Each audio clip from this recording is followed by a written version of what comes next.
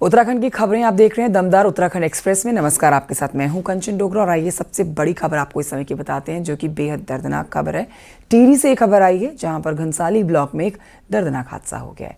यहाँ पर 2 स्टूडेंट्स के ऊपर एक विशाल पेड़ गिर गया, जहाँ 2 स्टूडेंट्स की मौत हो गई है।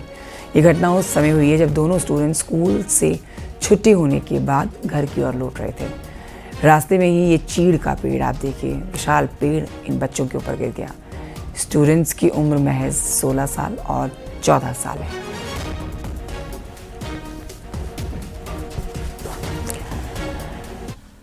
और ये बढ़ते हैं आगे, देहरादून की खबर आपको बताते हैं, जहां पर सीएम धामी के आदेश के बाद चल रहे ऑपरेशन कालनेमी में ताबड़तोड़ कार्रवाई हो रही है।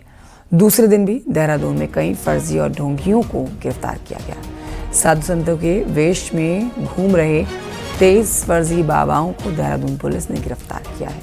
इनमें से 10 फर्जी बाबा यूपी, बिहार, बंगाल और हरियाणा से हैं। ये लोग महिलाओं और पुरुषों को वशीकरण के साथ ही झाड़ फूक के नाम पर ठगा करते थे।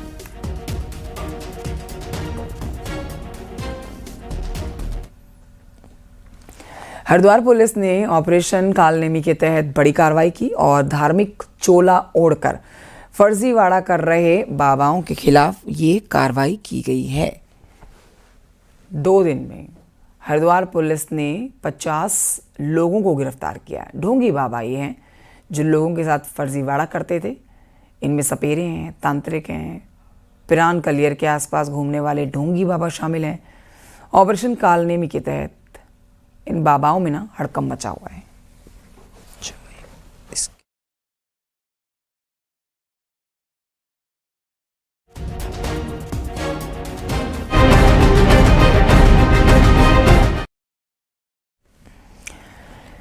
मुख्यमंत्री पुष्कर सिंह धामी के साथ न्यूज़ 18 ने एक्सक्लूसिवली बातचीत की है। ऑपरेशन कालनेमी से लेकर कई मुद्दों को लेकर उनसे चर्चा की गई।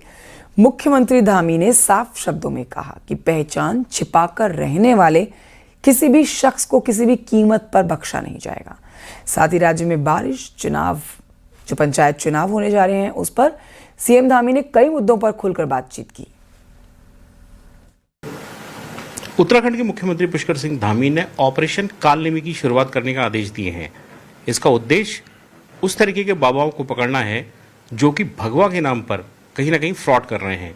और पहले दिन इसमें 25 से ज़्यादा बाबा ऐसे धरे गए हैं। खुद सीएम हमारे साथ जुड़े हैं न्यूज़ 18 नेटवर्क पे, उनसे बातचीत करते हैं। बहुत स्वागत है सीएम साहब आपका। जी, बहुत धन्यवाद आपका। ये जो आपका ऑपरेशन है बड़ा चर्चाओं में रहा है, और इसको कैसे इंश्योर करेंगे कि ये लगातार चलता रहे और इसमें आते रहे, क्योंकि पिछले कुछ समय में इस तरीके की शिकायतें तो आ ही रही थी कि कुछ लोग दुरुपयोग कर रहे हैं भगवा कपड़ों का। उत्तराखंड देवभूमि है। पूरे देश और दुनिया के श्रद्धालु, आस्थावान लोग, सनातन को मानने वाले लोग यहाँ पर अनेक धार्मिक कार्यों के लिए आते हैं, धार्मिक गतिविधियों में भाग लेते हैं, हमारे 4 धामों के दर्शन करते हैं, आदि कैलाश के दर्शन करते हैं, हरिद्वार ऋषिकेश आते हैं, गंगा जी का स्नान करते हैं, अनेक अन्य धार्मिक स्थलों पर जाते हैं, जागेश्वर धाम से लेकर माँ पूर्णागिरि तक। तो पूरे साल भर हमारे यहाँ गतिविधियाँ चलती हैं। छद्म वेश बनाकर, अपना मूल वेश बदलकर, नाम बदलकर लोगों को जो ठगने का काम करते हैं, धार्मिक भावनाओं को आहत करते हैं, सनातन का नुकसान करते हैं, आस्था श्रद्धा को ठेस पहुंचाते हैं, ऐसे लोग जो बहरूपियों की तरह धर्म का भी दुरुपयोग करते हैं, ऐसे लोगों के खिलाफ ऑपरेशन कालनेमी चलाया गया है, जो ऐसे लोगों को चिन्हित करेगा और ये कहीं पर ऐसे पाए जाएंगे तो उनके खिलाफ कार्रवाई करेगा। और ये हमारा अभियान कल से प्रारंभ हो गया है, क्योंकि अभी जहाँ 4 धाम यात्रा भी चल रही है, साथ में कैलाश मानसरोवर की यात्रा भी हमारे राज्य से होकर जा रही है। आदि कैलाश यात्रा चल रही है, कावड़ यात्रा हमारी प्रारंभ हो गई है। पवित्र श्रावण मास का महीना है और इस पर कार्रवाई भी प्रारंभ हो गई है और ये कार्रवाई अब निरंतर चलती रहेगी। आज भी बड़ी संख्या में ऐसे छद्म वेशधारी पकड़े गए हैं जो इस प्रकार के संदिग्ध अवस्था में लोगों को ठगने का काम कर रहे थे। 4 बांग्लादेशी भी इसमें ऑपरेशन में पकड़े गए हैं, इस पर आपकी टिप्पणी? देखिए, बांग्लादेशियों को पकड़ना, ऐसे रोहिंग्या हैं, बांग्लादेशी हैं, घुसपैठिए हैं जो अपनी पहचान छुपाकर यहाँ पर रह रहे हैं, उन सब के खिलाफ कार्रवाई करना भी इस ऑपरेशन का हिस्सा रहेगा। अच्छा मुख्यमंत्री जी, आपने ये ऑपरेशन की शुरुआत करी, एक पूर्व मुख्यमंत्री हरीश रावत जो कांग्रेस से भी जुड़े, आज उनकी एक सोशल मीडिया पे पोस्ट आई है, उन्होंने बड़ी तारीफ भी करी है। तो ये जो सपोर्ट मिल रहा है खासकर कांग्रेस की तरफ से, क्योंकि कांग्रेस के निशाने पे आप यूं ही रहे हैं कि जब आपने अवैध मदरसों के खिलाफ जब एक्शन शुरू करा तो ये आरोप लगे कि भाई एक धर्म विशेष के अगेंस्ट ही ये टारगेट हो रहा है। देखिए, हम कभी भी किसी को किसी आधार पर हम टारगेट नहीं करते हैं। हम हमेशा कोशिश करते हैं कि जो राज्य के लिए सही है, व्यवस्था के लिए जो चीज़ें हैं, जो धार्मिक आस्थाओं के लिए ठीक है, देवभूमि उत्तराखंड के लिए जो ठीक होता है, हम उसको काम को करते हैं। अगर वो हमारा इस काम को इनिशिएटिव लेते हैं तो सभी का स्वागत है और सबको अच्छे कामों में जो है हमेशा सहयोग करना चाहिए। मैं उनका भी और हमारे संत समाज का, कल मैंने संत समाज के सभी हमारे जितने संत हैं, हमारे गुरु हैं, धार्मिक गुरु, उन सभी से मैंने कल आशीर्वाद लिया था। तो सभी ने जो है हमारी इस ऑपरेशन को सराहा है और हर संभव उन्होंने कहा है कि हमारा समर्थन भी है और हमारा आशीर्वाद भी है इसमें। आप जी, इसे एक हटके सवाल था कि आज मानसून सेशन की भी डेट आ गई है, अगस्त में होगा, क्योंकि मानसून सेशन है और बरसातें पूरी पहाड़ में चल रही है, गैरसैंण में होना है, इसको कैसे इंश्योर करेंगे कि दिक्कत ही नहीं आएंगी लॉजिस्टिक्स की? बरसात में देखिए हमारे सभी काम संचालित होते हैं। बरसात में हमारे लोग जो है हमेशा से रहते आए हैं, वहाँ लोग जो है जैसे रहते हैं वैसे हम सब लोग भी बरसात में, वो हमारी ग्रीष्मकालीन राजधानी है और अभी ग्रीष्मकाल चल ही रहा है, तो इसलिए अच्छे से संचालित होगा। जी, 2022 में आपने शपथ ली थी और 4 साल आपको रिसेंटली अभी हुए भी हैं, दोनों टर्म्स मिला के। अभी तक उत्तराखंड में जैसे कि चर्चा थी, भाई एनडी तिवारी के अलावा किसी सीएम ने तो पूरा टर्म अपना पूरा भी नहीं किया, तो आप इस मिथक को तोड़ने जा रहे हैं?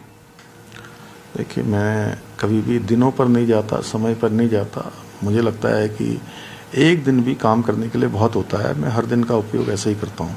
जी, बीच बीच में बहुत सी अफवाहें भी उड़ते रहती हैं, जिसके लिए आपने भी पब्लिक मंचों से कुछ बात कही है।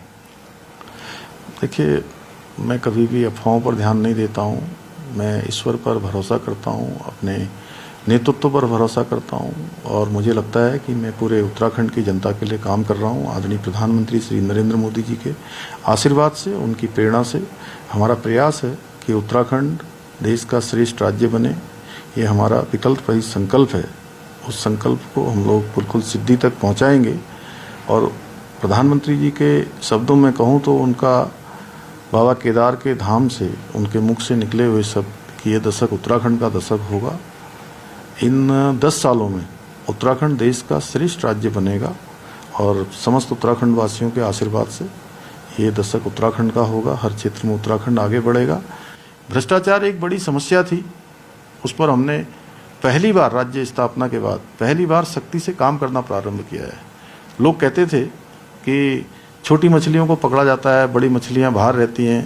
अब हमने ये संकल्प लिया है कि जो भी गलत काम करेगा, अपने दायित्वों में लापरवाही बरतेगा, अपने जो काम है उस काम को ठीक से नहीं करेगा, भ्रष्टाचार करेगा, छोटी मछलियां क्या, बड़ी मछलियां क्या, भ्रष्टाचार के रूप में जो भी मगरमच्छ भी होंगे उनको भी नहीं छोड़ा जाएगा। आपदा की स्थिति में हमने हमेशा कोशिश करी है कि राज्यवासियों के साथ खड़े रहें।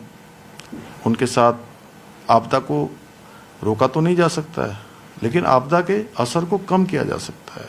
लोगों को त्वरित रूप से सहायता पहुंचाई जा सकती है। चाहे सिलकेरा टनल का रेस्क्यू अभियान पूरे देश और दुनिया ने देखा, वो मॉडल आज पूरी दुनिया के अंदर हो रहा है। चाहे आज पिछले वर्ष केदार घाटी में आई आपदा हो, घनसाली क्षेत्र में आई आपदा हो, दारमा ब्यास और धारचूला के क्षेत्र में ऋणी की आपदा हो, या जहाँ भी आपदा आती है त्वरित रूप से हम लोग पहुँचते हैं। हमारा प्रयास रहता है हर प्रकार से लोगों के साथ खड़े होकर आपदा के असर को कम करें। थैंक यू सीएम साहब। तो ये थे मुख्यमंत्री धामी, जिनका कहना है कि ऑपरेशन कालनेमी फर्जी बाबाओं के खिलाफ, अवैध जो स्ट्रक्चर्स खड़े हैं सरकारी भूमि में, उनके खिलाफ भी कार्रवाई जारी रहेगी, साथ ही भ्रष्टाचार पर प्रहार जारी रहेगा। कैमरामैन दीपक उपाध्याय के साथ अनुपम त्रिवेदी, न्यूज़ 18 के लिए देहरादून से। और ये बढ़ते आगे देहरादून की खबर आपको बताते हैं, जहां पर शनिवार को महामंडलेश्वर स्वामी यतीन्द्रानंद गिरी ने मुख्यमंत्री पुष्कर सिंह धामी से मुलाकात की और ऑपरेशन कालनेमी पर आभार जताया। मुख्यमंत्री आवास पर दोनों की ये मुलाकात हुई है।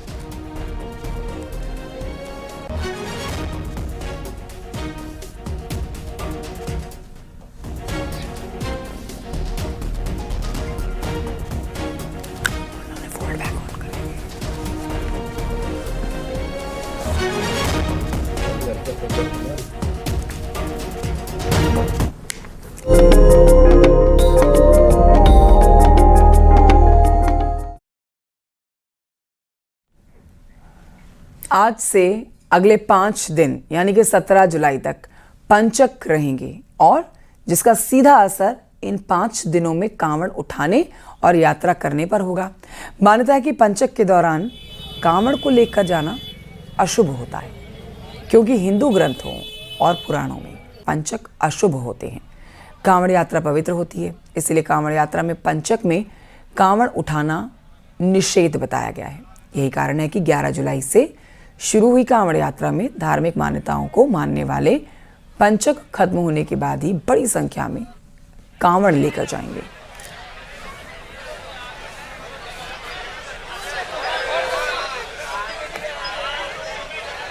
आशीष डोभाल और जानकारी देंगे इस पर, हमारे साथ फोन लाइन पर मौजूद हैं, माफी चाहिए लाइव हमारे साथ मौजूद हैं। आशीष, ये बहुत ही महत्वपूर्ण जानकारी अपने दर्शकों को दे रहे हैं, खासतौर पर जो कांवड़ यात्रा पर निकले हुए भक्त हैं उनके लिए ये पंचक क्या होता है ये जानना बहुत महत्वपूर्ण है। तो आप जरा विस्तार से समझाइए हमारे दर्शकों को ये पंचक की परिभाषा क्या है और किस तरह से इन दिनों में कांवड़ यात्रा को लेकर आगे नहीं बढ़ा जाता है। जी, आज से लेकर 17 जुलाई तक पंचक लग रहे हैं। ये ज्योतिष गणना के अनुसार राशियों के जो खेल होते हैं, भौगोलिक जो स्थितियां होती हैं, हमारी खगोलीय जो स्थितियां होती हैं, उसको देखकर पंचक लगते हैं। और ये पंचक हर साल में कभी ना कभी लगते ही रहते हैं। इस बार कांवड़ यात्रा पर इसका असर सीधा देखा जा रहा है, क्योंकि कांवड़ यात्रा 11 जुलाई से स्टार्ट हो गई थी, लेकिन इसमें जो भीड़ का एक रेला आता है पूरे देश भर से, वो इस समय भी नजर नहीं आ रहा है। 18 जुलाई के बाद जो रेला है वो एकदम शुरू होगा और बहुत ज्यादा लाखों की संख्या में जो कांवड़िए हैं वो हरिद्वार, ऋषिकेश और नीलकंठ महादेव का दर्शन करने के लिए यहाँ पर आएंगे। क्योंकि जल लेने की जो मान्यता है, पंचक में ये कहा जाता है कोई भी शुभ काम जो होता है वो पंचक के समय नहीं किया जाता है। इसमें कांवड़ उठाना एक पवित्र यात्रा मानी जाती है, जिसको विधि विधान से और बड़े नियम पालन करके कांवड़ उठाई जाती है। इसमें कांवड़ जो उठाएंगे, अगर वो इस नियम को पालन नहीं करेंगे, पंचक को अगर वो ध्यान में रखकर अपनी यात्रा को जारी रखेंगे, तो कहीं ना कहीं इसमें विघ्न पड़ने की आशंका होती है। और कांवड़ जो होती है वो बांस की लकड़ी की बनी होती है। ऐसे में बांस की लकड़ी की पूजा और उसको उठा के चलना वो निषेध माना जाता है पंचक काल में। 5 दिनों का पंचक होता है और इसमें सभी तरह के शुभ कार्य जो होते हैं वो रोक दिए जाते हैं। मतलब अभी आशीष डोभाल वहां पर कांवड़ियों की संख्या कम दर्ज की जा रही होगी और अगले 5 दिन तक ऐसा ही रहने वाला है। जी जी जी, जैसे आज इतवार है और कल सोमवार है। सोमवार को लेकर नीलकंठ महादेव में लाखों की संख्या में भक्त पहुंचते हैं, जो हरिद्वार और ऋषिकेश से गंगा जल लेकर नीलकंठ महादेव में जलाभिषेक करते हैं। लेकिन इस समय जो देखा जा रहा है, कल की जो संख्या थी वो 40,000 थी और अब धीरे धीरे बढ़कर वो 40 से 50,000 हो जाएगी, 60,000 हो जाएगी। लेकिन जो लाखों का सिलसिला जो शुरू होता है वो अभी शुरू नहीं हो पा रहा है, क्योंकि धार्मिक मान्यता इसमें कहीं ना कहीं रोड़ा बन रही है। जी, आशीष डोभाल, बहुत शुक्रिया आपका जानकारी के लिए। और ये बढ़ते हैं आगे, आपको बताते हैं कांवड़ियों ने शनिवार को फिर से हंगामा और बवाल किया। कई गाड़ियों के पत्थर मार के शीशे तोड़ने की कोशिश की गई है। यहाँ पर बहादुराबाद टोल प्लाजा के पास देखिए, ये तस्वीरें आपको दिखा रहे हैं। यहाँ पर कांवड़ियों ने कांवड़ खंडित होने का आरोप लगाया और फिर तोड़फोड़ मचा दी।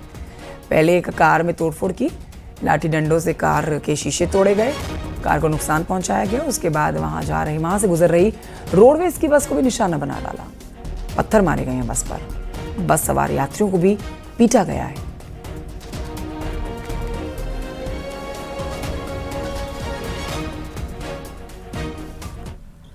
हरिद्वार में कांवड़ियों ने भारी हंगामा कर दिया और सिंहद्वार चौक पर कांवड़ पटरी पर छोड़कर हाईवे पर आ गए।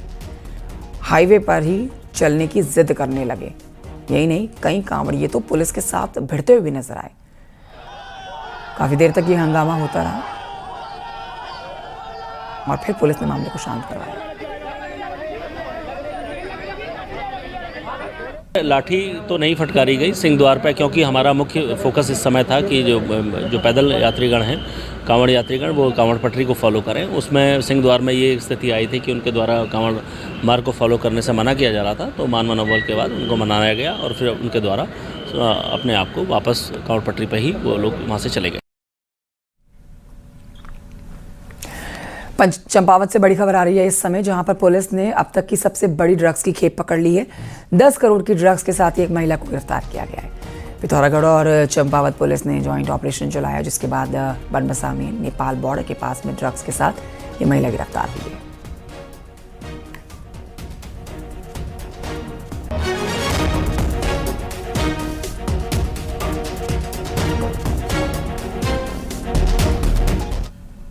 पिथौरागढ़ पुलिस की टीम माननीय आईजी मैडम के निर्देशन के अनुसार इसमें हमने 5 किलो 688 ग्राम MDMA नामक एक ड्रग का सीजर किया हुआ है। इसमें एक महिला जिसका नाम ईशा है, पत्नी राहुल कुमार, इनको गढ़ीकोट के पास से अरेस्ट किया गया है।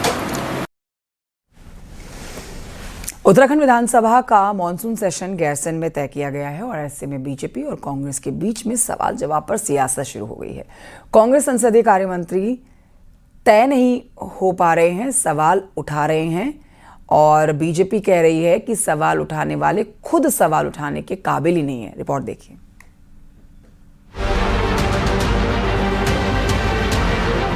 लंबे वक्त के बाद गैरसैंण में विधानसभा का सत्र होने जा रहा है, तो जाहिर है सत्र के बहाने सियासत भी होगी। कांग्रेस के सवाल पर जवाब देते हुए संसदीय कार्य मंत्री प्रेमचंद अग्रवाल ने कुर्सी गंवाई थी। अब गैरसैंण में कौन विपक्ष के सवालों का जवाब देगा, इसके लिए अभी संसदीय कार्य मंत्री तय नहीं किया गया है। गैरसैंण सत्र से पहले कांग्रेस इसी बात पर सवाल खड़े कर रही है और सवाल खड़े करने वाले वही मनोज तिवारी हैं, जिनके सवाल पर खुद प्रेमचंद की कुर्सी गई थी। आज कई ऐसे हमारे जो मंत्री पद के जो पद है वो खाली है, लगभग 4-5 पद खाली है। तो कहीं ना कहीं सरकार जो प्रश्न हमारे माननीय सदस्य लगाते हैं उससे बचने की कोशिश कर रही है, उसका उत्तर देने की कोशिश नहीं कर रही है और सिर्फ जो नियमावली है उसकी खानापूर्ति करने का काम कर रही है। कांग्रेस ने संसदीय कार्य मंत्री न होने पर सवाल उठाए तो बीजेपी ने कांग्रेस के 20 विधायकों की काबिलियत पर ही सवाल खड़े कर दिए। बीजेपी के मुताबिक जो कांग्रेस विधायक नहीं है वो तो कहीं नहीं दिखते और जो विधायक हैं भी वो सदन में सवाल उठाने की पोजीशन में नहीं दिखते। जो विपक्ष की भूमिका है उसको बखूबी निभाएं, क्योंकि जब सदन में देखा गया कि अक्सर जो है सत्ता पक्ष के लोग ही प्रश्न लगाते हैं और विपक्ष के लोग नदारद रहते हैं, तो ये साफ झलकता है कि वो कितने सदन के प्रति जागरूक है और हमारी बात चिंता नहीं करें। हमारे पास एक से एक मूर्धन्य मंत्री हैं और सबका सब जो है प्रखरता से जवाब देते हैं। साफ है गैरसैंण में सत्र से पहले सवालों पर सियासत हो रही है। संसदीय कार्य मंत्री तय करने में देरी को कांग्रेस जहां अपने सवालों का डर मान रही है, तो 47 विधायकों वाली बीजेपी सरकार के विधायक विपक्ष के सवाल पूछने की काबिलियत पर ही सवाल खड़े कर रही है। अल्मोड़ा से किशन, कोटद्वार से अनुपम के साथ दीपांकर भट्ट, न्यूज़ 18 देहरादून।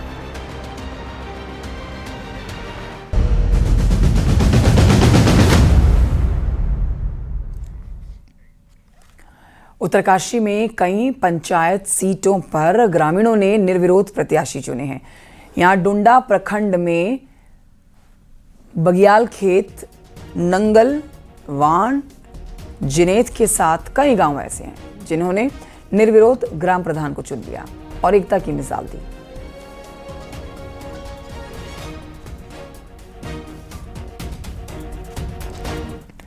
उत्तराखंड में मैदानी जिलों में लैंड रिकॉर्ड्स और रजिस्ट्री फ्रॉड के कई मामले सामने आते हैं। अब इसी फर्जीवाड़े को खत्म करने के लिए सिस्टम को डिजिटल करने का प्लान हो रहा है, पर सवाल है कि क्या कर्नाटक और मध्य प्रदेश की तरह उत्तराखंड के काम कर पाएगा ये ऐप? रिपोर्ट देखिए।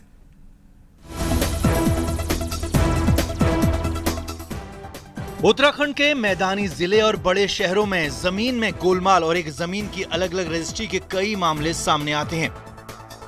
ठीक 2 साल पहले रजिस्ट्री में गड़बड़ियों की शिकायत पर सीएम पुष्कर सिंह धामी ने देहरादून में रजिस्ट्री ऑफिस पहुंचकर तब पूरे प्रदेश के लैंड और रजिस्ट्री रिकॉर्ड्स को डिजिटल करने का आदेश दिया था।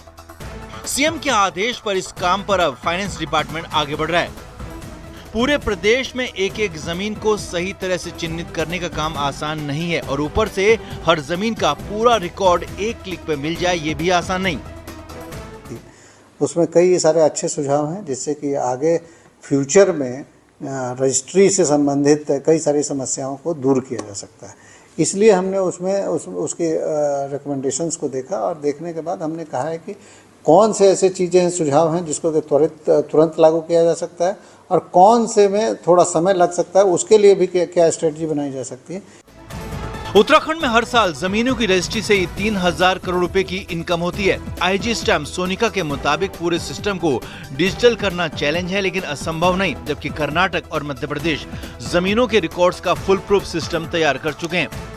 इसके अलावा जो हमारे रिकॉर्ड्स हैं, रेवेन्यू रिकॉर्ड्स और जो हमारे रजिस्ट्री ऑफिस के रिकॉर्ड्स हैं, उनमें किस तरह से एपीआई शेयरिंग होके मर्जिंग हो सके कि जो फ्रॉड्स प्राय देखे जा रहे हैं लैंड से रिलेटेड, उनमें कमी आ सके।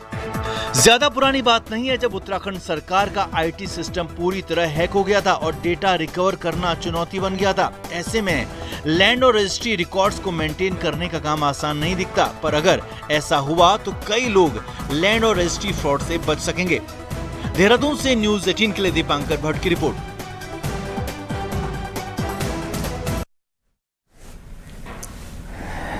देहरादून के आशा रोड़ी से उत्तर प्रदेश के बिहारीगढ़ तक दिल्ली देहरादून एक्सप्रेस वे का एक हिस्सा बनकर तैयार हो गया है। ऐसे में सरकार चाहती है कि ट्रैफिक का दबाव करने के लिए एक्सप्रेस वे का तैयार हिस्सा जनता के लिए खोल दिया जाए, ये दबाव कम करने के लिए।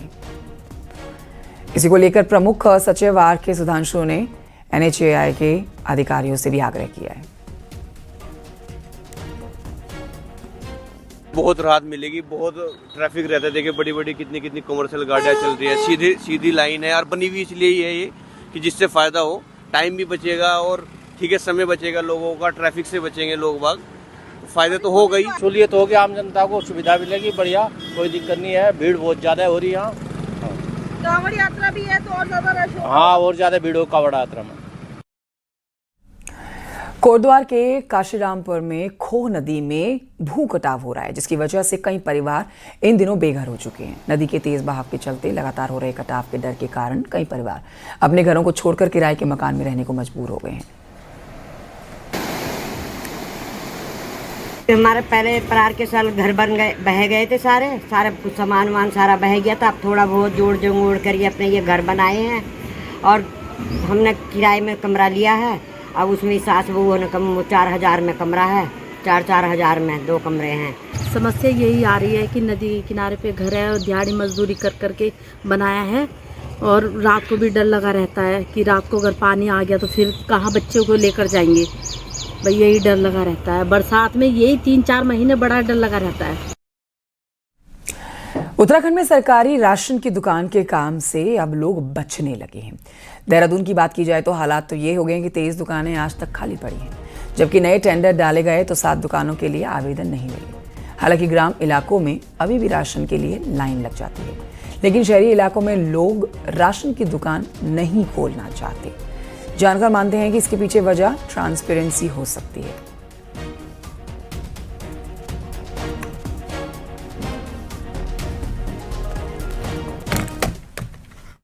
हमने 28 वैकेंसी निकाली थी और इसमें से 28 में से 7 स्थानों पर लोगों ने आवेदन नहीं किए हैं, तो 21 जगह के लिए जो है केवल 72 एप्लीकेशंस प्राप्त हुई हैं। पैसे नहीं देते महीने में, 9 महीने लोकल कार्डों का 9 महीने का बिल जो है अब इन्होंने मांगा है 3 महीने का, वो भी अभी तक कहीं नहीं, किसी के खाते में पैसे नहीं आए। जिस काम में पैसे नहीं मिलेगा उस काम को आदमी क्यों करेगा।